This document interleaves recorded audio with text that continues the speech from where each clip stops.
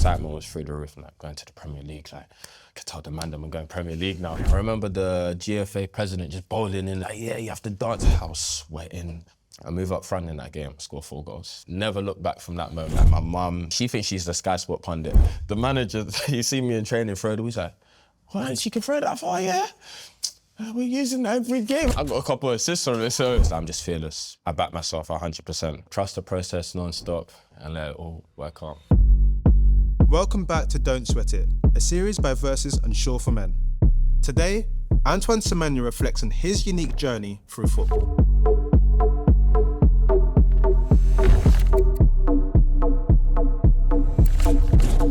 People are loving Antoine Semenyo, the baller, but how would you describe Antoine, the person? Funny, always love to crack jokes, family-oriented, humble. Yeah, that's Antoine Semenyo as a person. You grew up playing grassroots football in South London, home of the Brave, the concrete Catalonia. Yeah. How would you say that experience influenced the player you are today? It influenced me in so many ways. I feel like you play with a lot of older players, older guys. You're on the streets and you're getting pushed around as a little kid. You're getting tripped over, they're booting your ball away. Like, you have to grow up and grow tough in environments like that all the time. I think the way it shaped me to the player I am today is I'm just fearless. Like, I come up against anyone and I back myself 100%. I feel like I'm never gonna back down from a challenge. I don't care if you're stronger than me, quicker than me, I'm always gonna find another way. What are some of your fondest memories of growing up and playing football? I would say playing in the playground a lot, going to the park and playing on the courts. That's all we could do as kids. We couldn't go to the Astros, we didn't have money for that, so we had to improvise. Thinking back on your journey, when was that moment that you realised you wanted to be a professional footballer? I'll tell you what, I think it was from young, it was like 8, 9. Just loved the game. My dad used to play as well, so he'd always take us to the park and kick around, have fun. And there was one moment he said to my mum, like, he can use his feet, both his feet really well. And my dad was like, it's gonna be a blessing in disguise, you just wait and see. My mum didn't understand. She didn't understand, she didn't know. And I think from 9 onwards, I knew that football is what I wanted. And what's it like having a dad who played the game? What influence did that have on you? Oh, massive influence. I feel like, yeah, all we talked about was football. He was like, at 9, 10, coaching me like how coaches coach me now, trying to be really strict on me and being disciplined and also enjoying the game. I feel like when you're young, you have to enjoy the game. You have to play with a smile on your face and ultimately, yeah, played a big part in my career. Support systems in football are super important. Who are the people, the coaches, or other people that have helped you on the journey so far? I got a big mention. His name's David Hockaday. So at 15, stopped playing football for a year and wanted to focus in school and just fell out of love with football.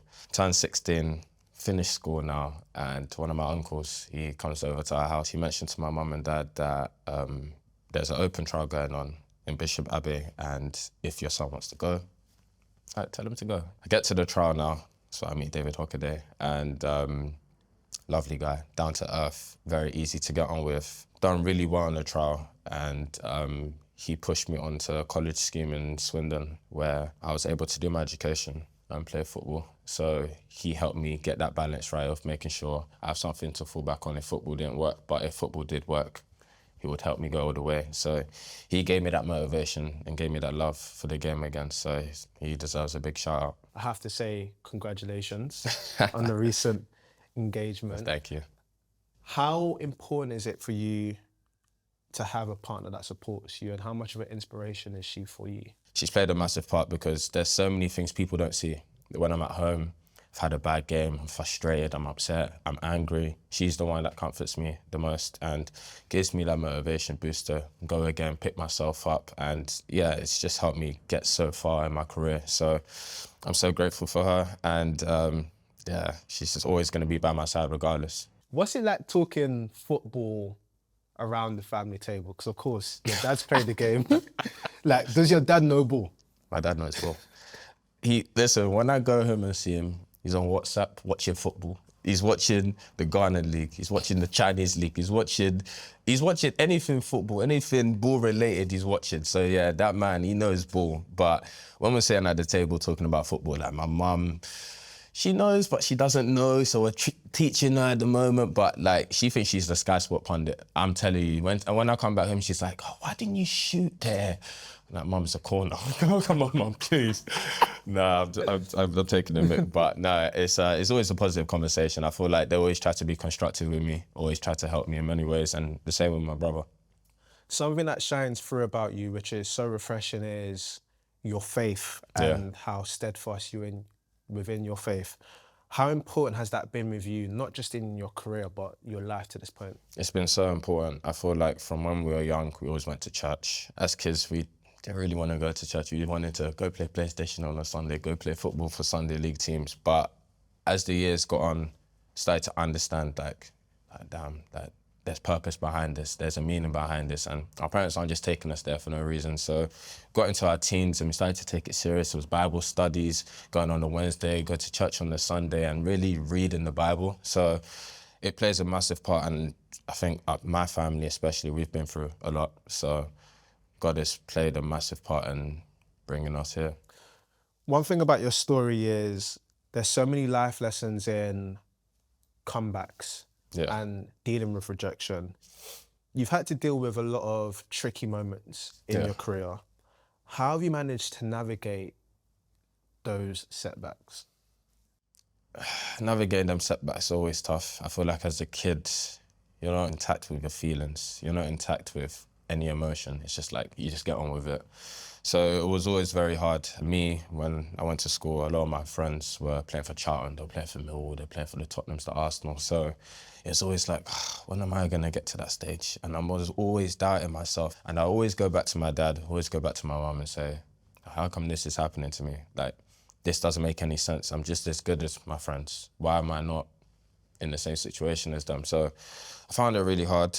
And I thank God my mum and dad were there because I don't know what I would do. Let's detail your journey to now. Let's start from the beginning. So 9 to 11, I started off at Kingfisher. That was just a local team. Every Sunday after church, I'd go and play, score loads of goals. I was playing as a striker at the time. And we played against Charlton. We drew 4-4 and I scored 4 goals. After that game, they offered me a contract and my dad said no. And he was just like, look, just enjoy your football. Like, you're having fun. Your time will come. Moved to Bromley. That's where I kind of excelled. Just getting scouted left, right and centre. Went to Tottenham, went to Arsenal, went to Fulham, went to Millwall 4 times. Went to Charlton again. And yeah, like just I never got signed. 15, 16 now, school finishes. And I don't know what I'm doing at this point. Like, I don't want to go to school. I know I want to play football, but I need to find that love again. So again, that's where my uncle comes to the house and says, yeah, we've got an open trial. I think it's the best trial I've ever had. So at the end of the trial, David Hockaday, as I mentioned, said, like, we've got a college set up in Swindon. So why do you come over? I'm just like, you know what, I got to do it. During my time in Swindon, I got fit, got strong, and I was training full time. Once the season was done, I said I'd move to Bristol because the football there was better, the exposure.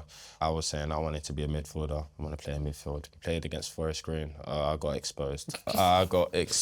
They said, look, this is what you're going to be coming up against. So I'm going to move you up front. I'm like, I don't want to play up front.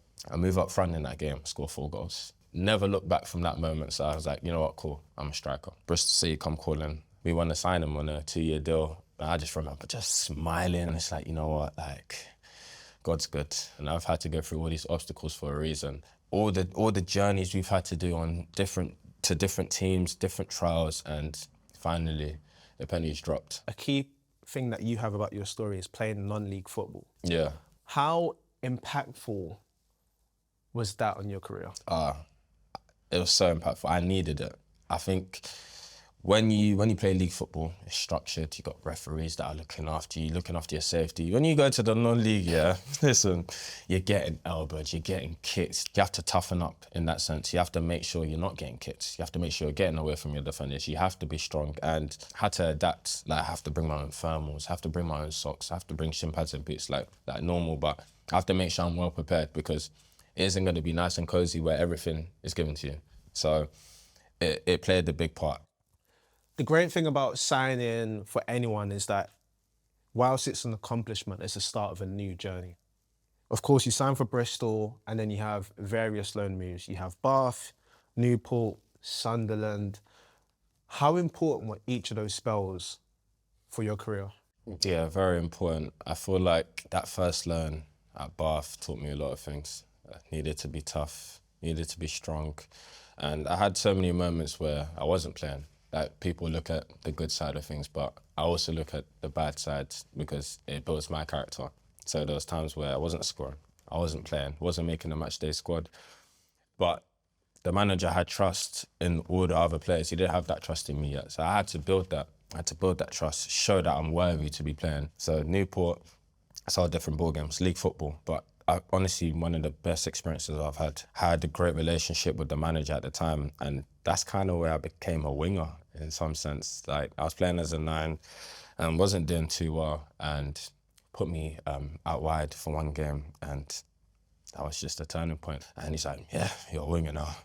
I'm like, oh, not really, I'm a 9, but yeah, go on then. And just played consistently, played in the FA Cups, we were doing so well, and yeah, it's just, again, another stepping stone. 2023, big year for you. Big year for you. Talk me through the moment itself and everything leading up to signing that contract. So this was after the 2022 World Cup. My agent tells me, like, yeah, Bournemouth in for you in January. And I just remember feeling numb. And the reason why I felt numb was I built so many friends at Bristol, and the staff were amazing, built relationships with them. And it was like, oh, like, I'm gonna be leaving them now. So like, I did feel like I was so excited, don't get me wrong, the excitement was through the roof, like going to the Premier League, like, I could tell the man that I'm going Premier League now, like, this is serious. But in lead up to the medical and signing the papers and stuff, I was so nervous. I remember it was between Crystal Palace and Bournemouth at the time, and I had to make a decision. It was like, you move back home, Palace, this is where it's meant to be. But something didn't feel right when I was saying it. So on the way to the medical, I was just driving to London. Like, it was either a medical for Palace or for Bournemouth. And I remember just praying on it while I was driving. I was like, God, you show me the right place to go to. And did not feel right in my gut. And my dad was like, just go with how you feel. And in that moment, it was like, Bournemouth is the one. I was like, you know what, Palace, I'm gonna leave it. I remember the last thing I heard from them was Vieira telling me not to go to the medical for Bournemouth. And I'm buying myself thinking, Vieira's got my number. Like, I'm not thinking about anything else, but he's got my number. Like, this is crazy. But I'm like, you know what, let me get back to business. Bournemouth is where it's at. They've wanted me from the start of last summer till now. It's that feeling of being wanted. So it just felt right to sign for Bournemouth. And honestly, I remember once I signed that paper in the hotel, I was like, officially a Premier League player. Like, it's a dream come true. You're at a moment now where all that talent and potential looks like it's flourishing. It's like flow state. Yeah. You are one of the most feared forwards in the Premier League. I want to know, when was the moment the penny dropped for you and you were like, yeah, this is me? Last season for me. Me and my boys, we have loads of conversations about football. Every game, they'll give me constructive criticism and say where I can improve. And I think it was the summer, just before that season started, and they said to me, Ant, like, you see the way you play at goals, why don't you just do it in the league? And I'm looking at them thinking, like, you don't know the defenders I'm coming up against. Like, it doesn't make sense. It's like, you know what? Like, why not? Like, I can't play like this at goals, have an amazing game, 5-a-side game, and then go back to the Premier League and passing the ball backwards and this and that. Like, nah, like, let me just enjoy myself. So from that pre-season, everything, the penny just dropped from that moment. I was like, just play free. Like, don't worry about anything. You make a mistake, you get the ball, you do the same thing. When it works, everyone's gonna praise you. How did the both feet shooting come about? I've had it from about 2-3 years old. It's light work. It ain't light work, don't do that. But, you know, I've had it from young, and I've just continued working on it. I feel like when you play in the park, you just work on left foot, right foot. I'm using the curb, using the wall. So it just became so normal. So like at 8, 9, I already perfected it. like to the maximum. And over the years, I just needed to find a way to be unpredictable. At 15, 16, I perfected that, but I wasn't in a professional environment. So once I got into that professional environment, coaches helped me change up my game, go down the line sometimes, cut inside sometimes, play the overlap sometimes. Like, there's ways in which I can be much more effective. So getting into that environment, it just helped me maximize, and yeah, I'm there now. I've got to ask a question that a lot of football fans have been wondering. When did Antoine Semenyo download the long throw trait? Listen, I've had a long throw. I remember one time I just threw the ball. I was like, oh, I can throw it better far, you know. But the manager, he see me in training throw the ball, he's like, what, you can throw that far, yeah? We're using that every game. I'm thinking, I'm the winger. I need to get in the box. I need to win the flick-ons. But yeah, it's just like, just implementing it into our game. And we have centre-backs that are massive. So it's like, yeah, just chuck in the box and see what happens. And I got a couple of assists from it. So I ain't look back. I'm just like, you know what it is, what it is. It's extra bonus, extra bonus. I love that. Once you become so important for Bournemouth, how have you navigated that change for being important on club and national stage? It's crazy to me. Even to this day, I still like bite myself. I'm like, yo, like, play for Ghana, I've captained Ghana.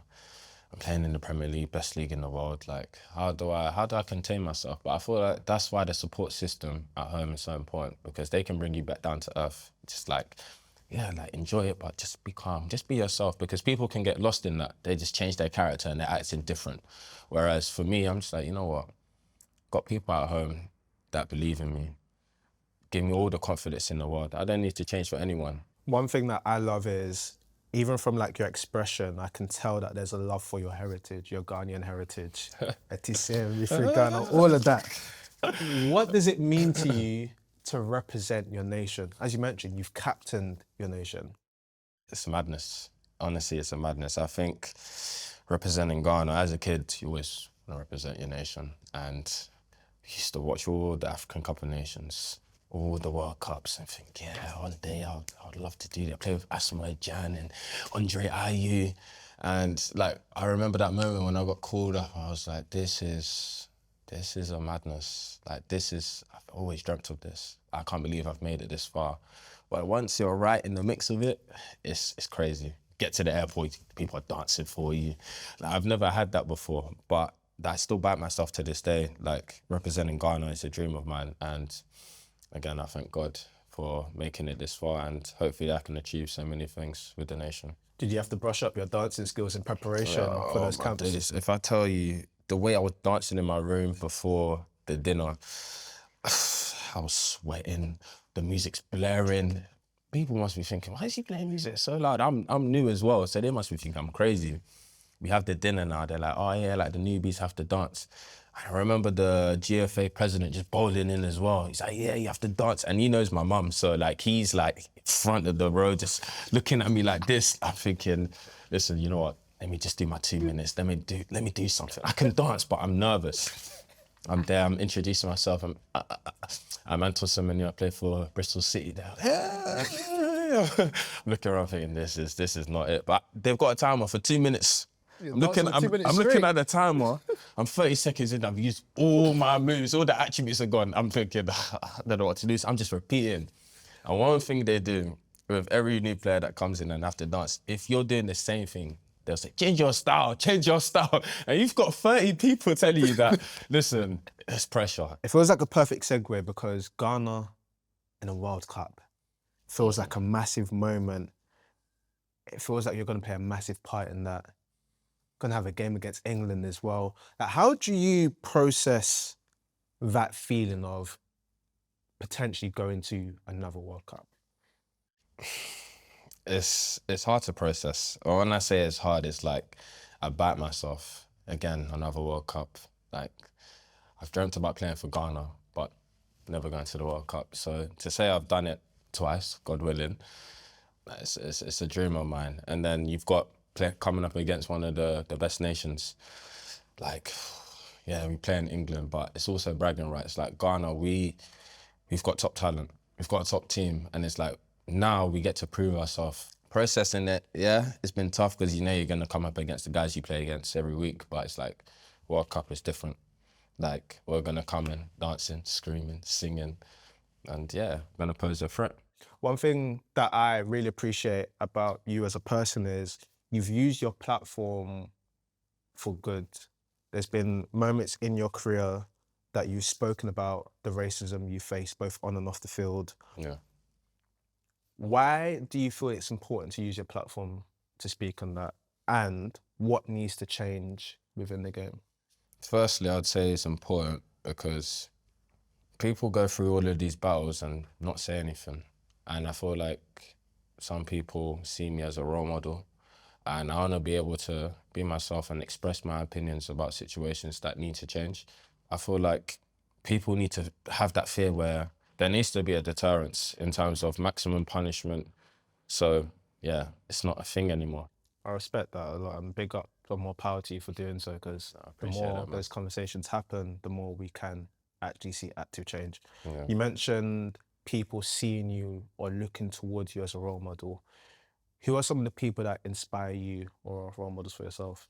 My mum and dad. I feel like their journey, their challenges has, as kids, it's opened up our eyes to everything and the real world. So they've had to go through war and back to be where they are, and they've also had to look after us too. So they play a massive part in my life, and they are my role models and will be my role models forever. We've spoken a lot about your character. Talk to me what you are like away from the football pitch. Listen, I'm a big gamer, a big gamer. My game is NBA 2K. I play that game religiously. If I tell you, when I get home, it's just chuck my stuff and straight to the gaming room. I'm playing. I'll be there for hours on end playing PlayStation, but that's what I do, and it helps me switch off from everything that's going on. So, yeah, big gamer. Talk me through your tattoos as well. What are the inspirations behind them? God is my inspiration. So this is the only person I fear, and that was the whole purpose of getting it. Fear God. I think I'll never fear anyone else but him. I've got some more stuff up here. I've got a lion and God together, and that symbolizes myself. I feel like I'm a lion on the pitch. I want to not hurt people, but I want to rip up a couple few and score goals and just have that lion presence. And then I've got God as well, who's always going to protect me and guide me through the games and stuff. I have to ask, Yeah. WWE, Yeah. how much of an influence is that on you? It's a massive influence. I used to watch it as kids all the time. I remember when my mum and dad used to go to work, me and my brother would change the living room into a ring. I'll bring the mattress downstairs, bring the corners of the sofas together, use that as like a turnbuckle. And we'll be fighting all day, all night. And when we get back, when my mum and dad get back, they're like, what's happened to the living room? The sofa's imbalanced. One side is high, one side is low. We've been jumping left, right, and center. But yeah, it plays a massive part. We used to watch it as kids all the time. So yeah. Has that inspired some of the celebrations then? Yeah, Booker T's my favorite wrestler. So that's my inspiration, and that spin. Don't ask me how I know it, but I just know how to do it. And yeah, massive inspiration.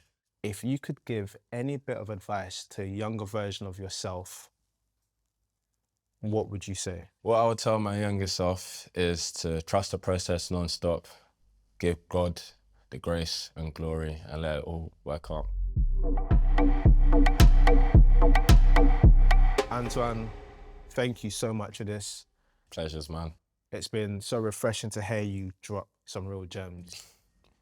But I can't let you go without a quick fire. Go on, man. I'm ready. You ready? I'm ready. What daily ritual gives you the most confidence? Reading the Bible. One moment that got you sweating more than a 90-minute 1v1. Dancing in front of the GFA president and the whole Ghana squad. Funniest teammate you've had? I'm gonna have to go Joe Williams at Bristol City. Listen, he was a character. He made everyone laugh every day. Favorite song before a match? How Far We Came by Meek Mill. Love that. Your favorite quote? I can do things through Christ that strengthen me. Amen. What do you always pack in your away day bag? Cream, Bible, comb, brush, and sure non-stop protection. Best bit of shithousing you've seen in football? So you know when the goalkeeper takes a goal kick, And the crowd, the way fans are like, you fat. Ah. That's my favorite one. Go to post-match meal. Spaghetti bolognese. One goal you wish you scored. Wayne Rooney scoring from the halfway line, and I wish I'd done the same. Soon come, you got enough time. One nickname people don't know you have. I've got one, but I don't want to say it. Brick. Because I'm massive. Yeah, I hear it, yeah. I hear it. What's one unknown fact or hidden talent about you? I've done gymnastics in school and jiu-jitsu. Who would win in a Hell in a Cell match, you or your brother? Oh, me. Oh, no hesitation. First person you speak to after a game of football. My partner. Best dressed footballer. Do you know who I've been liking recently? Hugo Ekitike, Liverpool. Clean dresser. Favorite football memory within your family? My dad played in, it was like a local game in Greenwich, to be fair, and I hadn't seen him play, hadn't really seen too many clips, so I thought, everyone, what they're saying is it's rubbish, but he must have got the ball, just turned two guys in the middle of the park, zinged it, and the person he pinged the ball to scored the first time volley in the top corner, and I'll never ever forget that. One thing you're looking forward to in the future? Potentially winning an AFCON with Ghana. My bro, you smashed it. Appreciate it, man.